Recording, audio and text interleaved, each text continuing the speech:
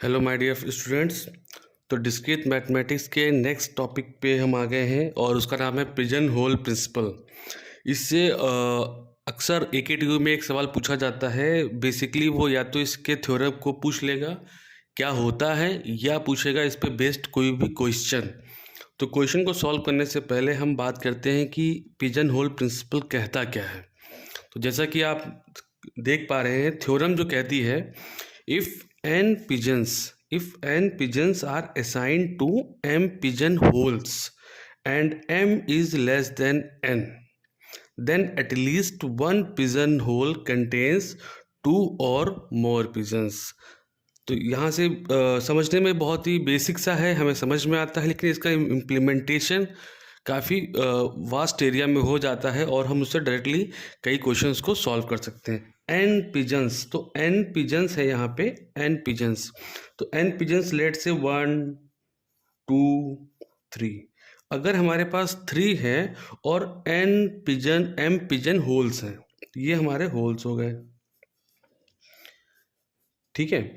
और ये कह रहा m is less than n, m छोटा होना चाहिए। अब अगर ये आपके एन अगर 3 है तो ये आपके 3 नहीं हो सकते हैं, 1 2 लेस देन 3, यही तो है।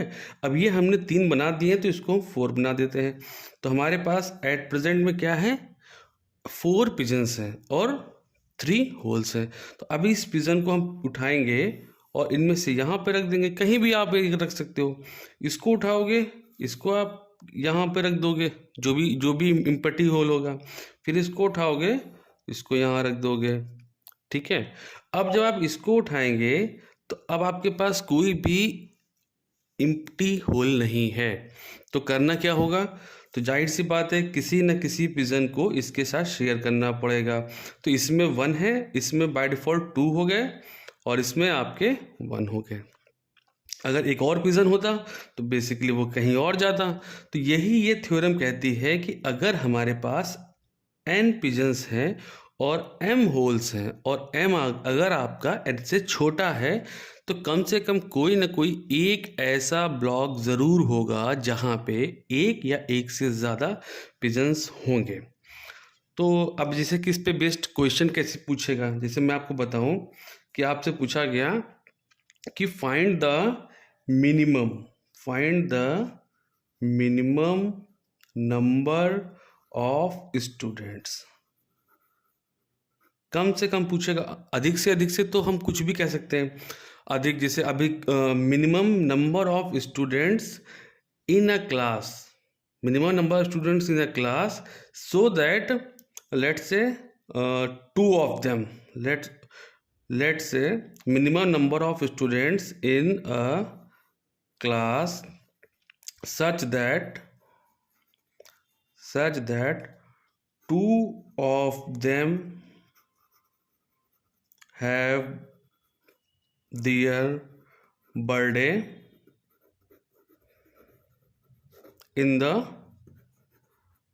same month।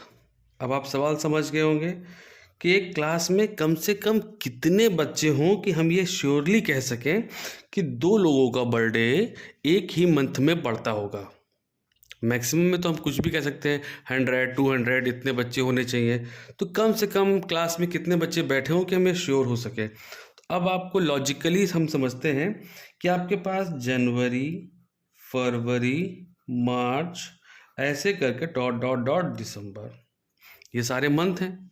तो अब क्लास में एक स्टूडेंट हुआ, यहाँ पे बर्थडे होगा, एक का इस मंथ में होगा, एक का इस मंथ में होगा, डॉट डॉट डॉट किसी का बर्थडे यहाँ पे होगा। तो ये कितने स्टूडेंट हो गए हमारे पास, यहाँ से यहाँ तक काउंट करेंगे तो ये 12 स्टूडेंट हो गए, क्योंकि हमारे पास 12 मंथ होते हैं, करेक्ट। तो अब जब 13th स्टूडेंट आएगा क्लास में, अगर एक नए स्टूडेंट को हम एंट्री करेंगे तो जाहिर सी बात है हमारे पास 12 ही मंथ हैं, तो किसी न किसी मंथ में तो एंट्री करेगा। तो लेट्स से जनवरी में होगा या इसमें होगा, तो जिस भी मंथ में जाएगा तो उस मंथ में मिनिमम 2 बच्चे हो जाएंगे। तो हम क्या कर सकते हैं, 12 एक बच्चा और ले लें प्लस 13, तो मिनिमम स्टूडेंट कितने हो गए। अब यहाँ से हम समझ पा रहे हैं मिनिमम स्टूडेंट कितने हो गए, 13। तो ये हमारा आंसर हो गया। मिनिमम 13 स्टूडेंट अगर क्लास में हैं तो हम ये श्योरली कह सकते हैं कि हाँ 2 बच्चे ऐसे होंगे जिनका बर्थडे आपका एक ही मंथ में पड़ेगा। अब कुछ लोग कहेंगे कि मिनिमम का मतलब अगर क्लास में 2 बच्चे हों और दोनों का बर्थडे जनवरी में ही पड़ता हो तो मिनिमम तो 2 हो जाएगा। बट इसके आगे एक वर्ड और भी ऐड लिखा हुआ है कि minimum number of student for which you can sure, आप ये श्योरली हो सको 100%। अब जो आप वो केस लेके चलें, अगर चलते हैं कि 2 ही बच्चे हों और दोनों का बर्थडे जनवरी में हो, that is again a exception. आप ये मान के चल रहे हो कि ऐसा हो जाए, बट हमें क्या करना है, हमें कोई भी एजम्पशन नहीं लेना है और ये श्योरली प्रूव करना है कि नहीं श्योरली आप हो सको। तो इस तरीके से लाइक आपके पास द सेकेंड है 8 पेयर ऑफ शूज हैं, 8 पेयर ऑफ शूज हैं आपके पास and you have to select 9 shoes. 8 pair हैं और आपको 9 शूज सेलेक्ट करने हैं सिंगल सिंगल। तो बेसिकली आपके पास कितने शूज हो गए, अगर हम पेयर को ना गिने तो आपके पास 16 शूज होंगे। 8 पेयर हैं, हर एक शूज़ के पेयर में 2 शूज़ होते हैं, तो ये हमने क्या किया, हमारे पास 16 हो गए। और हमने अगर 9 शूज़ को सेलेक्ट किया तो हम ये श्योरली कह सकते हैं कि एक pair shoes 1 pair of shoes ज़रूर आएगा। क्यों? क्योंकि जब हम 9 को सेलेक्ट कर रहे होंगे तो हम क्या करेंगे, हमारे पास 1 2 3 4 5 6 7 8। अब हमको 9 सेलेक्ट करने, तो मैंने एक इसका सेलेक्ट किया, एक इसका, एक इसका, एक इसका, एक इसका, एक इसका। तो हमने 8 शूज़ को सेलेक्ट कर लिया, एक एक सब में से हर पेयर से एक एक शूज़ को सेलेक्ट कर लिया। अब हमने 8 ही सेलेक्ट किए हैं, अब हमको 9th भी सिलेक्ट करना है। अब हम 9th कहीं भी सिलेक्ट करेंगे, जिस भी पेयर का हम एक पीस उठाएंगे तो वो, जैसे मान लीजिए 6 का उठाया तो 6 के दोनों आ गए, तो 6 का क्या हो गया, पेयर कंप्लीट हो गया। तो इस तरीके से कि अगर 8 पेयर ऑफ शूज़ हैं और आपको 9 सेलेक्ट करने हैं तो आप ये श्योर हो सकते हो कि एक पेयर आपका ज़रूर आएगा। तो इस तरीके से आपके सवाल आपको इंटरप्रेट करना है कि minimum number of students, minimum number of pair of students you have to select, कि एक पेयर हो जाए। तो अब आगे नेक्स्ट, अब इसी में अगर डायरेक्टली हम फॉर्मूले बेस्ड को सॉल्व करते हैं, जैसे हमको सीधा फॉर्मूले से ही इम्प्लीमेंट हम कैसे करेंगे, तो इसमें आपका होता है एक्सटेंडेड पिजन होल। ठीक है, एक्सटेंडेड पिजन होल प्रिंसिपल। अब ये क्या कहता है, डायरेक्टली हम इसको कैसे फॉर्मूले में इम्प्लीमेंट करेंगे। If n pigeons are assigned to m pigeon holes, then one of the pigeon hole must contain at least n minus 1 divided by m plus 1। ये डायरेक्टली फॉर्मूले पे हम पुट करेंगे and we will get the answer. If there are n pigeons, ये आपके क्या है, pigeon है। n और m में कंफ्यूज नहीं होना है, ये आपको याद रखना है, ये आपके n पिजन्स हैं और ये आपके होल्स हैं। अब जो क्वेश्चन के अकॉर्डिंग पिजन क्या होंगे, होल्स क्या होंगे, ये हम समझेंगे और सॉल्व करेंगे। तो अब देखिए इस क्वेश्चन में अगर आपसे कह दिया जाए कि minimum number of students required, जैसे लास्ट क्वेश्चन में minimum number of students required in a class such that three of them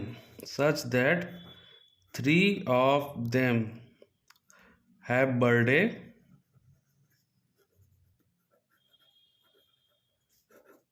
in the same month।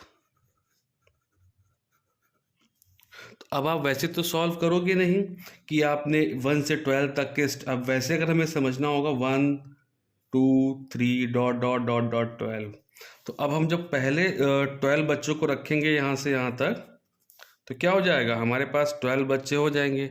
फिर अभी हर मंथ में एक एक बच्चे, हमें चाहिए क्या, कम से कम एक मंथ में 3 स्टूडेंट्स का बर्थडे पड़ता हो। अनेदर हम लेंगे 12 स्टूडेंट्स का डेटा, फिर से 12। अब देखिए हर मंथ में 2-2 स्टूडेंट्स का बर्थडे पड़ रहा है, तो इसके लिए हमें कितने बच्चे चाहिए, 24। अब हम 12 + 12, अब हम एक जब नया स्टूडेंट आएगा तो किसी न किसी में इसका बर्थडे जाहिर सी बात है जनवरी से दिसंबर के बीच में होगा, लेट से जनवरी में होता है। अब आपका क्वेश्चन यहीं पे ख़त्म कि आपको एक मंथ में 3 स्टूडेंट मिल गए श्योरली, +1, तो कितना हो गया, 25। अगर क्लास में 25 स्टूडेंट्स हैं तो वी कैन श्योर दैट कि 3 स्टूडेंट्स का जो बर्थडे होगा वो एक ही मंथ में पड़ेगा। तो अब आप ये डेटा अगर बढ़ा दिया जाए कि सच दैट कि 5 बच्चों का बर्थडे एक मंथ में पड़ता हो, तो आप क्या करेंगे, हर बार तो ऐसे नहीं करेंगे, ये समझने के लिए है।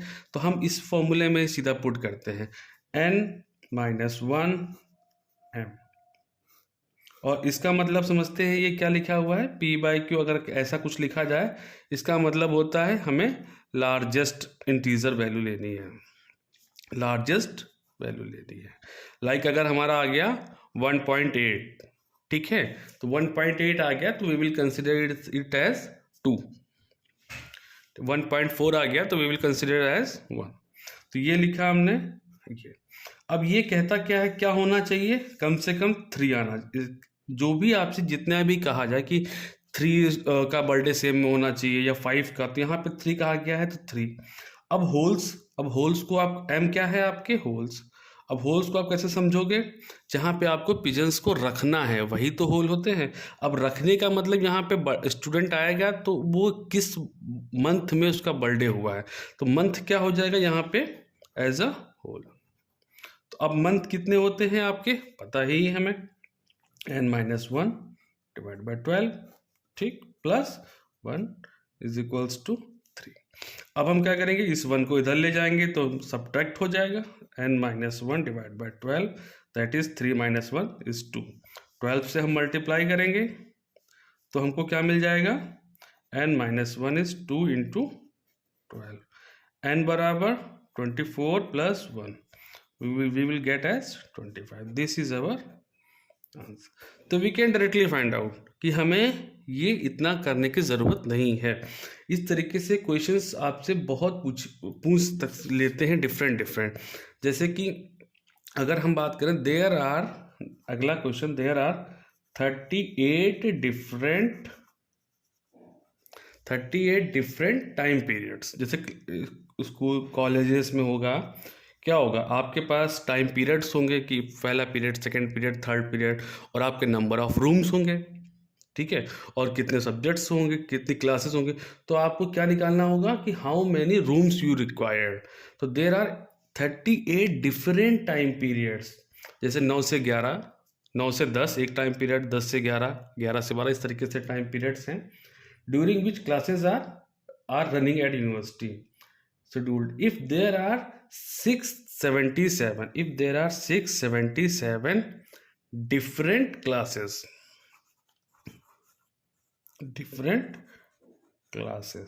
ठीक है, और तो हमें रूम्स निकालने, कितने रूम्स हमको चाहिए एक यूनिवर्सिटी को फाइंड आउट करना है। आप समझ गए कि there are 38 different time slots in a university and there are 677 different classes, ये जो सब्जेक्ट्स क्लासेस होंगे।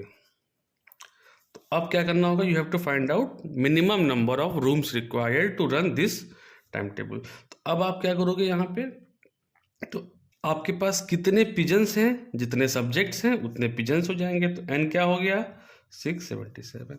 होल्स क्या हो गए, किस पीरियड में आप उसको रखोगे, किस स्लॉट में आप रखोगे। m क्या हो गया, 38। अब आपका फॉर्मूला क्या है, n-1 /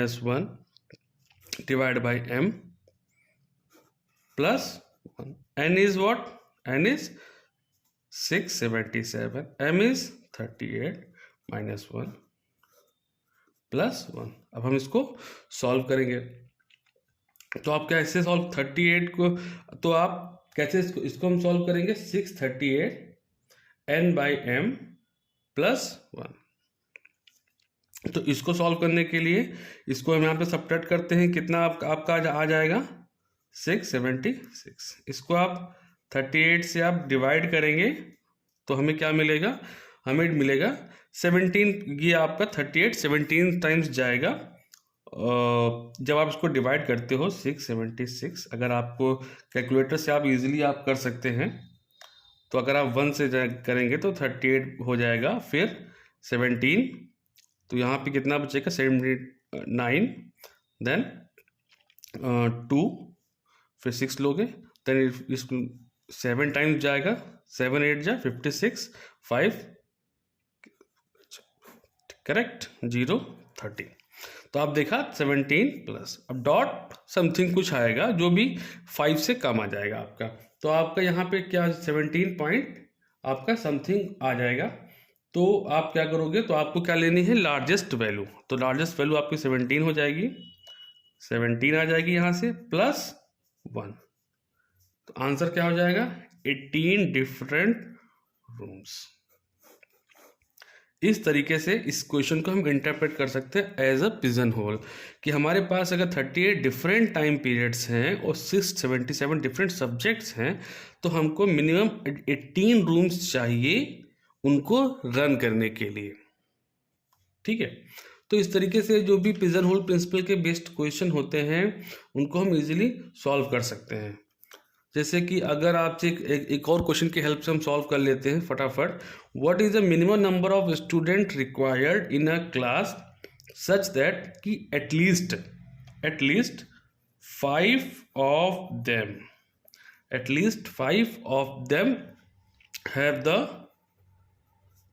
have the same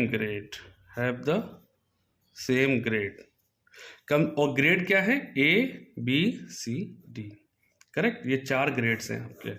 तो अब क्लास में कितने बच्चे होने चाहिए कम से कम कि 5 लोगों को एक ही ग्रेड मिला हो, ये हमको सॉल्व करना है। तो again with the same formula n-1 divide by, अब यही ग्रेड है तो यही ग्रेड होने का मतलब है कोई भी स्टूडेंट होगा तो इसी ग्रेड में जाएगा, तो ये हो गया आपके होल्स कितने हैं 4 प्लस 1, आंसर कितना आना चाहिए 5 ऑफ देम, तो यहाँ से 1 इधर जाएगा सब्ट्रैक्ट हो जाएगा, n-1 divide by 4 that is 4, फिर इस 4 को मल्टीप्लाई कर देंगे कितना हो जाएगा 16, देन n इज 17। तो क्लास में अगर 17 स्टूडेंट हैं तो we can sure that at least 5 of them have the birthday in the same month. तो इस तरीके से हम डिफरेंट क्वेश्चंस को प्रैक्टिस कर लेंगे और पिजन होल प्रिंसिपल के सारे क्वेश्चंस को सॉल्व कर लेंगे। तो आप इसको प्रैक्टिस करिए, और आपको कोई भी क्वेश्चंस नहीं समझ में आता है या नहीं कर पाते हैं तो आप कमेंट में कर सकते हैं, तो अगली क्वेश्चंस क्लास में हम लोग उसको सॉल्व करेंगे। Thank you and wish you all the best.